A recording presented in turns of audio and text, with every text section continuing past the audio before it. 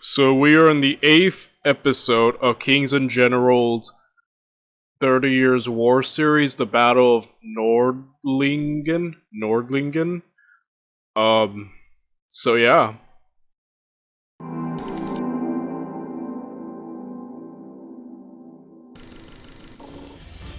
Writing on the 30 Years' War is incredibly challenging due to the nature of the conflict. Generals and entire countries change sides. Battles on multiple fronts happen at the same time, influencing events everywhere. The author of this script hopes that you will like the video. It is the best way to ensure that we will release more videos on this fascinating era. Welcome to our video on the battles of Mergentheim and Brunn and the second battle at Nordlingen. The victory at Yankov seemingly left the road to the imperial capital Vienna clear for the Swedish army under Torstensson. Over the next 20 days, he took over the majority of southwestern Bohemia, and on March 25th encamped at Krems, just 80 kilometers away from Vienna. The initial Swedish plan was to move in concert with their French and Transylvanian allies, but Turenne and Rákóczi didn't expect Torstensson's swift victory, and were just starting their movement towards the imperial heartland. On top of that, the general was ill once again, and his army suffered from a lack of supplies and foraging, which forced them to rest at Krems for the time being. The Emperor, Ferdinand, was on the brink of defeat, but instead of panicking, he and his notables sprung into action. The royal family moved to Graz. At the same time, Gallus and Archduke Leopold were ordered to create armies in Prague and Vienna. The former quickly reformed What is with the manpower of the Habsburgs? I'm impressed by their manpower, considering that they've been jumped by Europe essentially. They keep reforming armies. I'm like, how much manpower do you guys have? You know, especially with all the devastation given to the Holy Roman Empire, with all the people being murdered, all the settlements being burned. I'm like, how do you still have civilians left? You know what I mean? Like, I don't know, man. The manpower is actually kind of amazing me right now. Was left of Hatzfeld's force and managed to slip by the Swedes to join Leopold, who by April 29th had assembled 30,000 Austrians, Silesians, Moravians, Hungarians and Italians under his command. This army of fresh recruits was no match for the 16,000 Swedes in the open field, but Torstensson knew that he wouldn't be able to take Vienna outnumbered 2-1, so he decided to wait for Turenne and Rákóczi. To that end, the Swedish commander established a system of fortifications between Graveneck and Könenberg, calling it Fort Wolf. Leaving a small detachment to protect this future beachhead against Vienna, Torstensson marched towards Brunn, hoping to use it as a base in Moravia to resupply his army. To the west, Turenne learned that Mercy had sent part of his troops to support Hatzfeld, and on March 24th crossed the Rhine at Speyer with 10,000 under his command. His opponent had less than 7,000 and was forced to retreat towards Swabia. Turenne looted around Stuttgart. You know,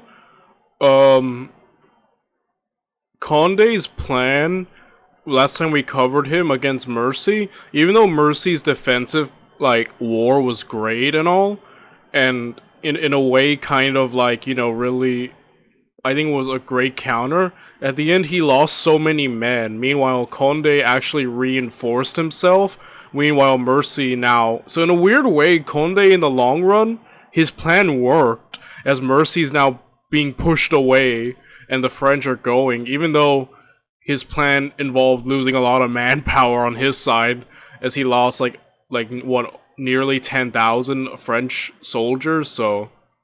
But I guess it worked out, because, look at this, Mercy's on the run. Huh. And in April, took Rothenburg.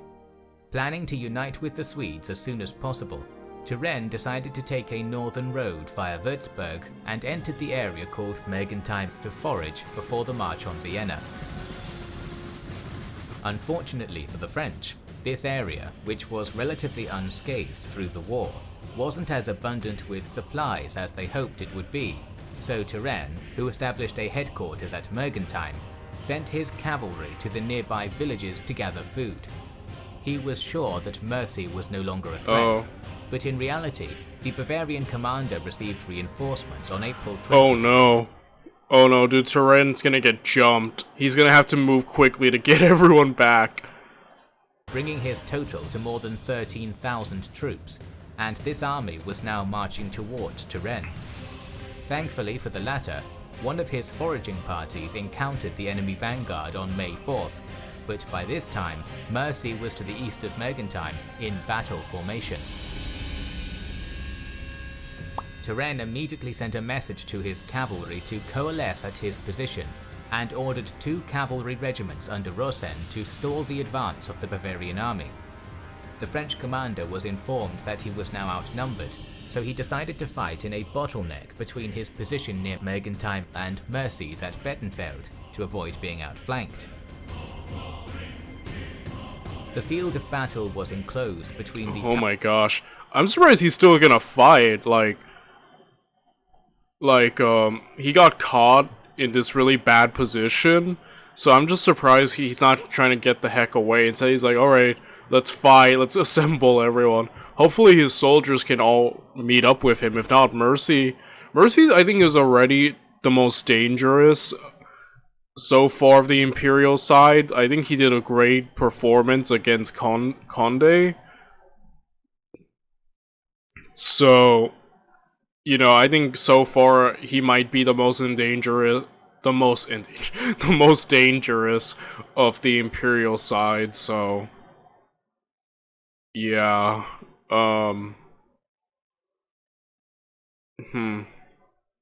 Alba River to the north and the Axe River to the south, with small forests suitable for infantry action in between.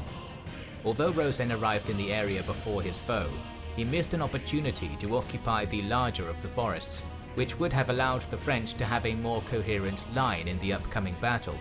The Bavarians took control of the larger wood. The French were not able to gather all of their forces and had no artillery present. Upon his approach, Turenne divided his 6,000 into 2 wings, with Rosen commanding 3,000 footmen and around 500 cavalry on the right wing, while the— This is a bad position. His whole army isn't there. He has no artillery, and only 6,000 against what, 13,000? Like, those odds are not good. I'm surprised Turenne still wants to fight. I wouldn't begrudge him if he pulled back away, like a tactical retreat. But no, he's like, I'm still gonna fight. Like, I'm a bit worried for the guy right now. Commander himself led the left wing, composed of 2,500 cavalry. At the same time, Mercy formed up in 2 echelons, placing 6,000 footmen in the center, with 2,500 cavalry on each wing, and the rest of the cavalry in reserve in the third line, and all of the artillery in 3 batteries in front of the center. The leader of the French army hoped that his right would keep the enemy left in check, while his concentrated cavalry on the left would surprise his opponent with a swift charge and then swing back to help the other wing. Conversely, the Bavarian commander was sure that the French right was exposed. It was the Bavarians who opened the battle with artillery volleys, focusing on Rosen's infantry, which stood tall despite taking losses. Turenne used the fact that Mercy's center was shifting leftwards to attack his right. The French horsemen were able to surprise their counterparts, and again, at least if the French, so far, their greatest advantage is their cavalry. So this is a good thing, catching them off guard. If Turenne were to win these right here and fall upon the rest, that could be very... If he pulls it off, that's gonna be amazing, by the way, if he manages to at least win. But I guess we'll see. Quickly broke the Bavarian left's first echelon, sending it crashing into the second echelon, which fell into disarray. Rosen wasn't doing as well. Shortly after the cannonade, his wing was attacked by the enemy center. The French answered with a unified volley, but the approaching foe heavily outnumbered them, and their counter-volley did more damage.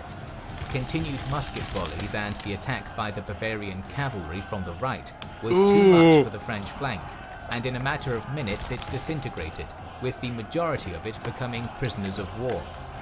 Support squadrons on Oh my goodness. Dude, Turenne's gonna have to do something. If not, he's already lost his other wing. Oh no. flank retreated after being chased by the Bavarian horse for some time. Things also started to turn on the French left, as it was counterattacked by Mercy's reserve cavalry.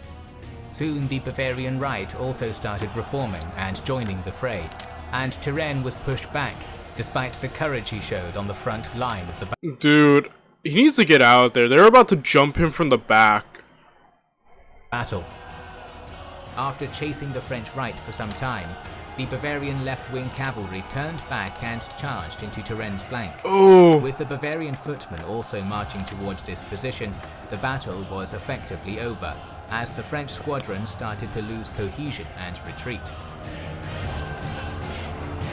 Fortunately for Turenne, 3 of the units he sent for before the fight were now also on the battlefield, and although they were too late to change the fate of the battle, their arrival allowed the French to start disengaging relatively intact. Turenne himself led these fresh squadrons in a rearguard action, slowly withdrawing across the Tauber. The French lost almost 5,000 troops in this battle, most of them as prisoners, while Bavarian losses were less than 500. Mercy. Dang. I'm still surprised Turenne wanted a fight, but yeah, Mercy came out on top. He won the Battle of Mergentheim before the battle had even begun by using superior maneuvering and confusing Turenne. Meanwhile, events were transpiring on the Bohemian front. While Torstenson was losing time along the Danube, Brünn was reinforced and fortified by its commander, Dessouche. This French Protestant was serving the empire after stints in the French and Swedish armies, and was especially eager to fight the Swedes, who according to him had insulted his honor. When Torstenson besieged Brünn on May 4th with part of his army, it was defended by a garrison of 1,500. The Swedish leader initially attempted to intimidate Dessouche, sending a message that Dessouche would be treated as a deserter from the Swedish army if he didn't surrender, but that didn't work. Torstenson lacked good infantry, heavy siege guns, ammunition and food supplies, so initially his army in the area was small and the first assaults failed to bring any results. By mid-May, the Swedish reinforcements arrived, allowing Torstenson to assault the city again, but again his troops were rebuked with losses. Sometime in May, the Swedish commander was informed that 30,000 Transylvanians under Rákóczi were on the way, and he decided to wait for their arrival. Unfortunately, he also received the news of the French defeat at Mergentheim, and it was becoming clear that Turenne was nowhere close to assist Torstenson's campaign. Simultaneously, the Imperials started to raid the Swedish camp, with their light Croat cavalry harassing Torstenson's units and supply lines. Probably sensing the enemy's vulnerability, Archduke Leopold besieged Fort Wolf on the 3rd of June.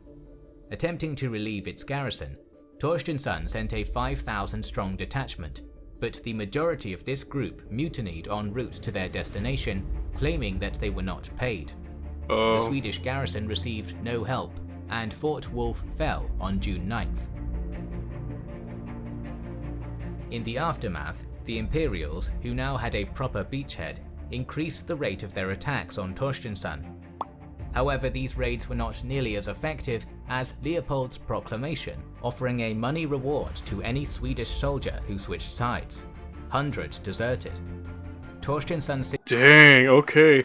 The sudden turn of events is actually kind of astounding.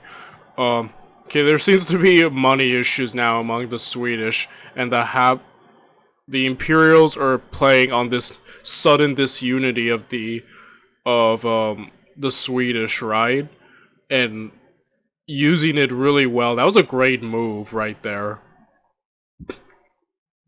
You had to give it to the Habsburgs. Like, they're not the strongest, but man, do they find creative ways to overcome whatever they're lacking, you know? Like, wow. The situation grew darker when the plague broke out in his camp Oh, sometime no. in June. Even the arrival of Rakoczi's son Sigismund with a 7,000 strong army didn't improve his situation much, as it was composed of light cavalry, worthless in a siege. Leopold continued to pour more troops to the north of the Danube, and started fortifying the crossings over the Morava River in order to hinder the Transylvanians from joining the Swedes. The Imperial army wasn't engaging Torstensson directly, but its mere presence prevented him from dedicating his entire army to the assault of Brunn. Still, the assault did happen. On August 15th, Torstensson ordered a general storm of the fortifications. The Swedes attacked for 12 hours straight, but once again didn't make any gains. De Souche proved to be resolute in defense, and nothing Torstensson tried worked. 3 days after this uninspired attack, Sigismund and his Transylvanians left the camp, and on the 19th of August the Swedes lifted the siege. The defense of Brunn is considered one of the epic stands of the Imperial army, and it was the heaviest defeat Torstensson experienced in his otherwise illustrious career. Yeah, that defense was amazing. Only with like what, 1,500 men? Like, that's beyond amazing right there. This was a this felt like a weird tide turning for the Swedish right here, you know? The Swedes lost more than 8,000 through battles, desertion and diseases, while Leopold's losses were around 300 men. Turenne had problems of his own on the Rhine front. Luckily for him, his retreat from Mergentheim was relatively easy, as Mercy's troops were tired from the forced marches and the battle. Still, the French were outnumbered 2-1 on this front, and Turenne needed to devise a plan to keep the conquered territories. Thus, he sent his entire body of infantry to garrison the main fortress in the region, Philipsburg, while he and his cavalry moved north towards the allied Hesse Castle. Mercy was left in an awkward position. He didn't have enough infantry to besiege Philipsburg, while invading France would have left Bavaria undefended, so after a short break he started pursuing Turenne. The latter reached Kessel on May 18th, and was joined here by a 6,000 strong Hessian army under Geiso. By the end of the month, 4,000 Swedes commanded by Königsmark also reinforced the French, which meant that Turenne now had more troops than when he began the campaign of 1645.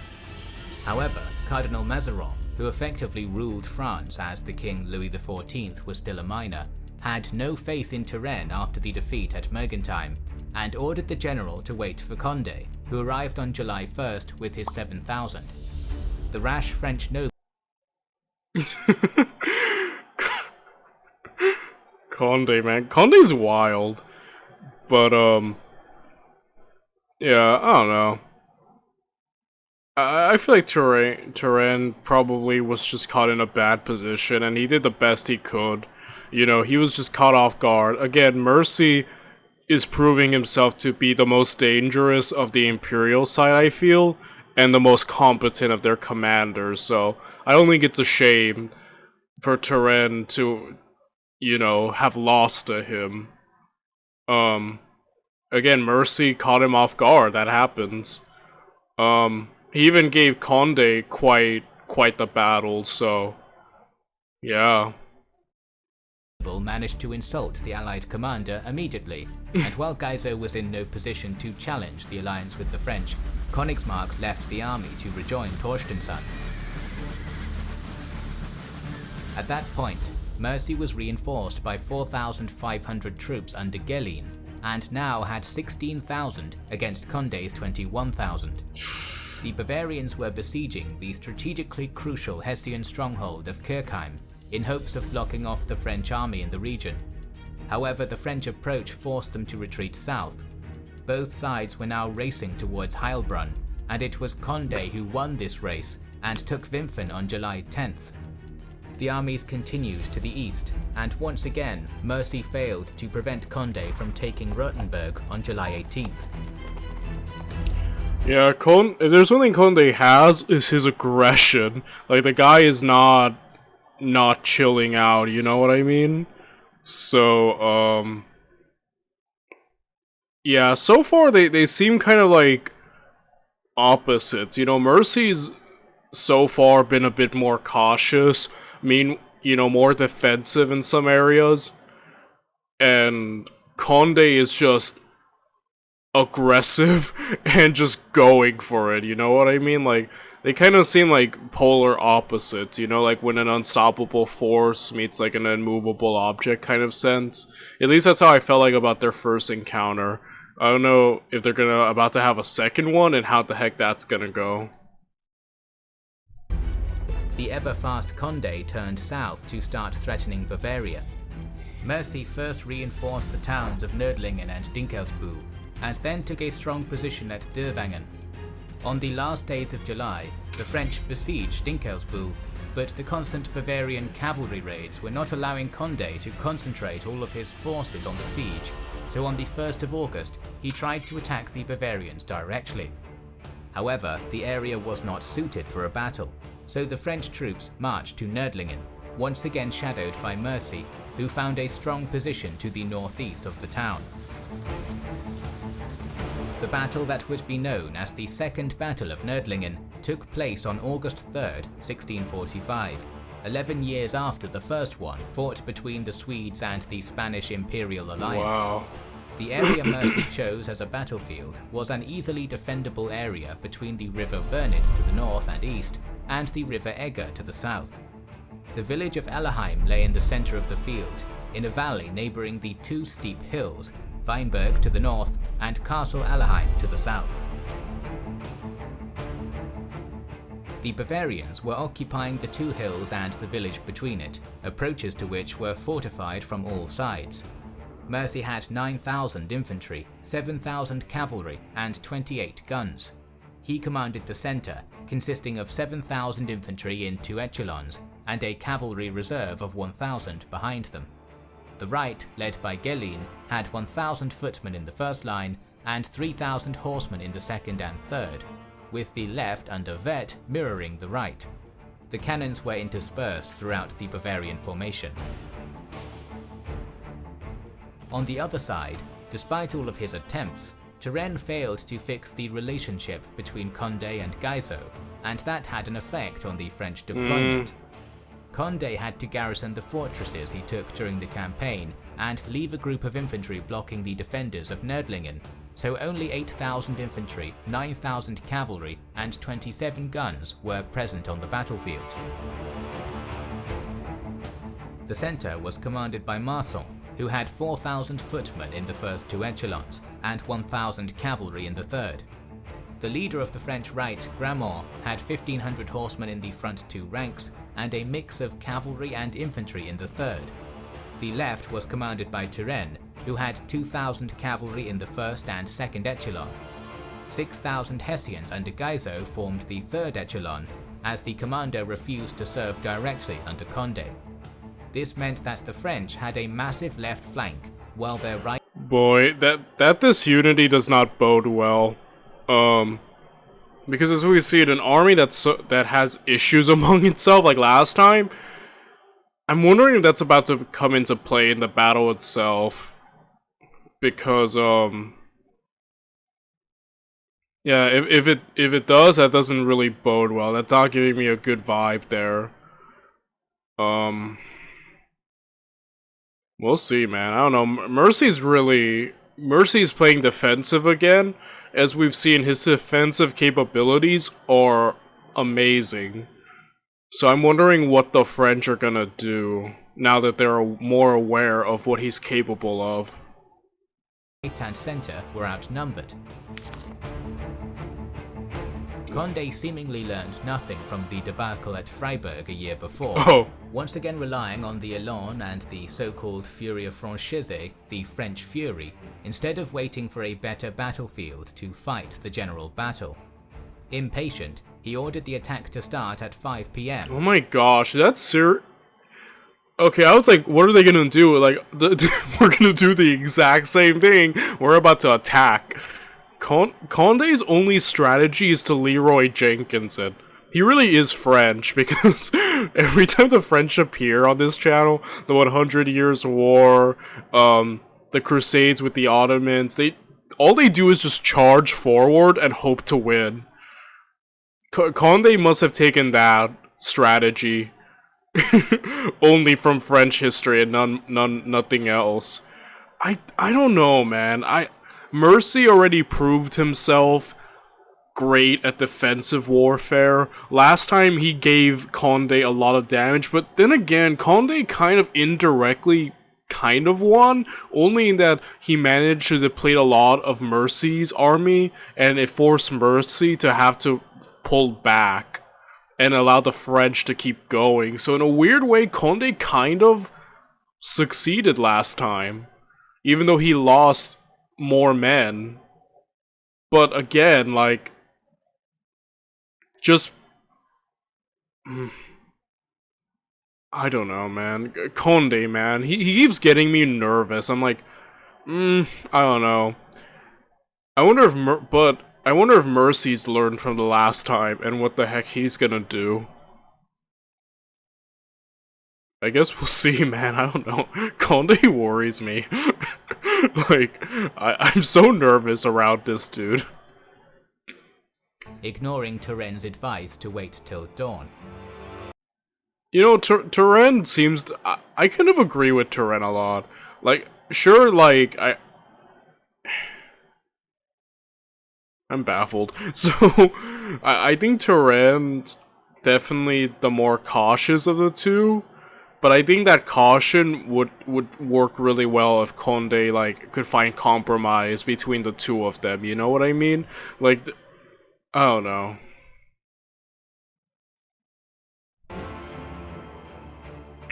The first echelon of the French centre was sent forth, alongside the guns that were supposed to be placed in front of Aleheim.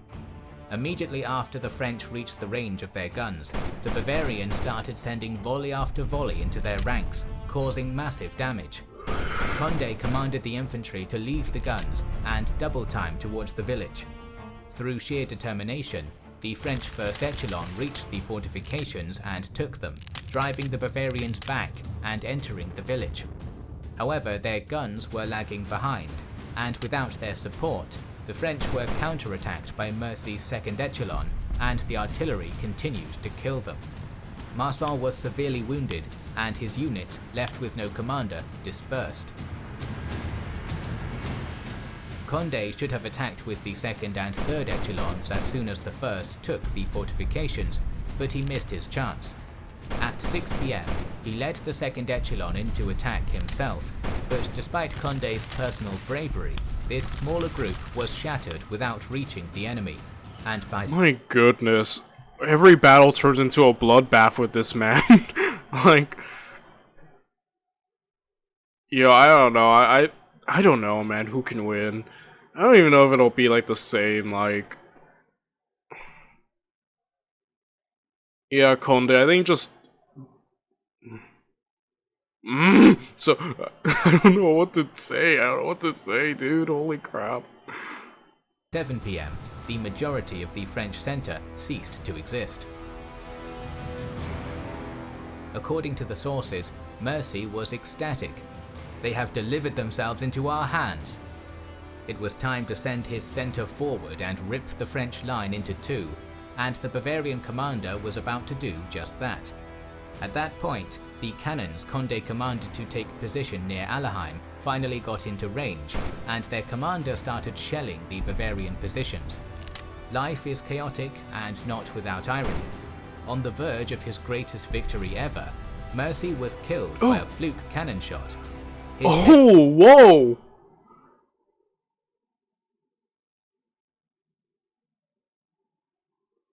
This series, man.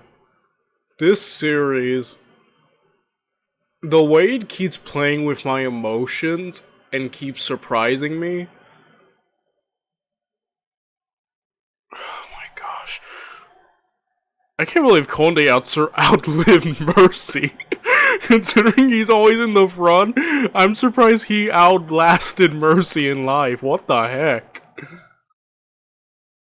And just on the verge of like, when just when Mercy was like, I've got this, I'm gonna move forward, it's like he just got... Holy crap. This rocks. I love history. I love history. Anyone who says history is boring sucks, because it's not boring. It's awesome. It's fun. Man. I can't believe that. And I said Mercy seemed to be the most competent and dangerous of the Imperials. His loss, more than... feels like would be such a big blow to them, huh? Second in command in the center, Reuschenberg, failed to take the reins and finish the battle. However, the French situation to the south was hardly better. Gramont's first echelon was en route to attack the Bavarian left, but before it managed to reach the enemy positions, Wirth counterattacked, and as he had the advantage of numbers and height, his cavalry sent their French counterparts fleeing. Gramont attempted to turn the tables and personally charged with the second echelon. Initially, this swift attack broke the Bavarian line, but Wirth's second echelon also joined the fray, surrounding Gramont and then taking him prisoner. Ooh. The French third rank attempted to help, but the panic of the first two echelons and the advancing Bavarian cavalry pushed them back. The lack of communication resulting from the death of Mercy showed itself, as Wirth, instead of completing the destruction of the French centre and then attacking the French left flank, continued the pursuit of the French right, abandoning the battlefield in the process. As usual, Turenne had handled his attack in a more organised fashion.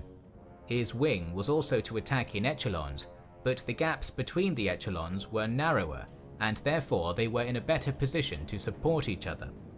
The attack of the first French echelon was stopped near the fortifications, but the second soon joined, and the Bavarians started to lose ground. Gellin countered by sending his own second line, stabilising the situation.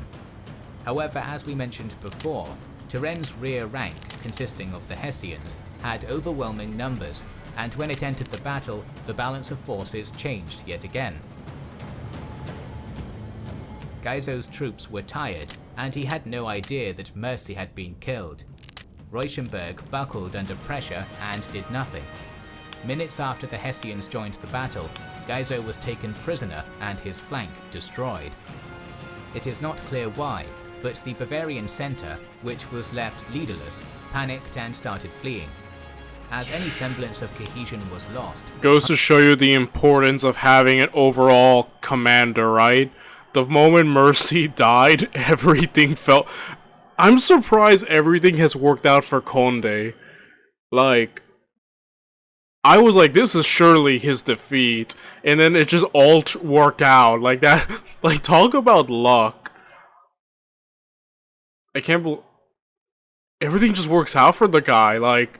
He has luck. He must have invested all his stats in the luck. All his points into the luck stat, because my goodness, just it all worked out for him at the end. Hundreds of footmen were killed or taken hostage by the French cavalry. Wirth returned to the battlefield at this point in the battle, but it was too late to change its course, and all he managed to do was cover the retreat of the centre. The French controlled the battlefield and technically won the battle, but both sides suffered more than 4,000 casualties. Still, the most serious loss for either side was that of Mercy, who proved to be one of the best commanders of the war. Both the Imperials and their enemies were on their last legs, and the war was about to enter the final stage. Our next episode on the history of the 30 Years' War will cover the end of this deadly conflict, so make sure you are subscribed. And I'll see you guys tomorrow when we cover that.